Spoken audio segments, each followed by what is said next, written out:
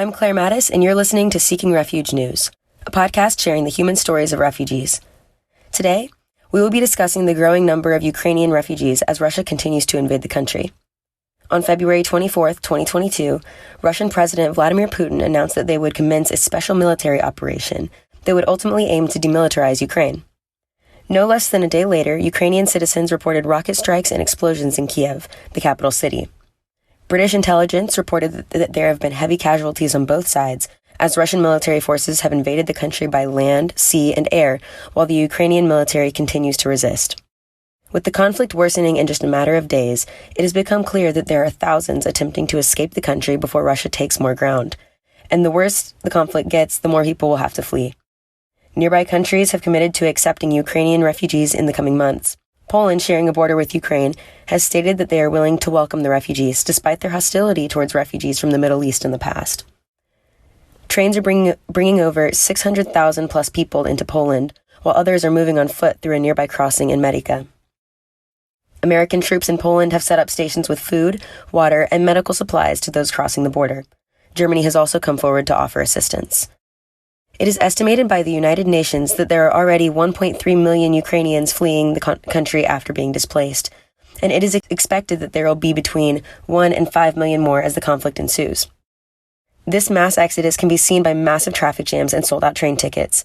Escaping the country by air is no longer possible, as many Ukrainian airports have been destroyed, and all other civilian flights are canceled due to risk of safety. The rest of the world is preparing to handle this humanitarian crisis, but they may not be quick enough. As for who is leaving the country and where they are going, men aged 18 to 60 have been banned from leaving the country and are expected to take up arms. For those who are able to flee, they are making their way to Hungary, Romania, Moldova, Slovakia, and Poland, where almost half of these people have gone. Poland is currently drafting plans to accept up to 1 million refugees. There are other logistical aspects to consider for those fleeing the country, including visa requirements. Currently, Ireland has agreed to waive the visa requirement for any Ukrainian crossing their borders. As the conflict grows and more people continue to flee, there seems to be increased difficulty for certain minority groups to receive help at the border, highlighting the inequality present in the international community regarding the nationality of refugees. As of late, Jewish Ukrainians have more capability of fleeing Ukraine in the long run, as Israel guarantees a right to return for any person with a Jewish grandparent. Over 200,000 Ukrainians qualify under that condition. Israel is building up capacity for refugees to make aliyah, referring to the right to return to Israel.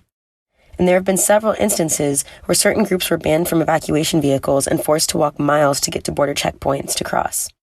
In one instance, the base commander at an aid checkpoint claimed that the Romani refugees had no reason to flee, stating that they have abused this situation. Humanitarian aid groups and organizations, along with the Apostolic Church, are trying to change things. Other groups, such as Indian and students of African descent, are being denied access to the checkpoints. One international student from India stated, "Before you can cross the border, you have to go through 3 checkpoints. They simply refuse to let us Indians in." These same groups have explained that they are also experiencing a great deal of discrimination from the locals there as well. Clement Attenborough, who is a student in economics from Nigeria, was on a train going to Poland from the city of Lviv when he explained that he was thrown from the train by security guards. He told NPR that they drugged all the black men from the train.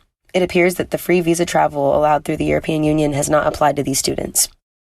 With the conflict continuing and the situation getting worse for many of those fleeing the country, Seeking Refuge News fully intends to update our listeners as we learn more. As always, thank you so much for listening, and we'll see you in the next one.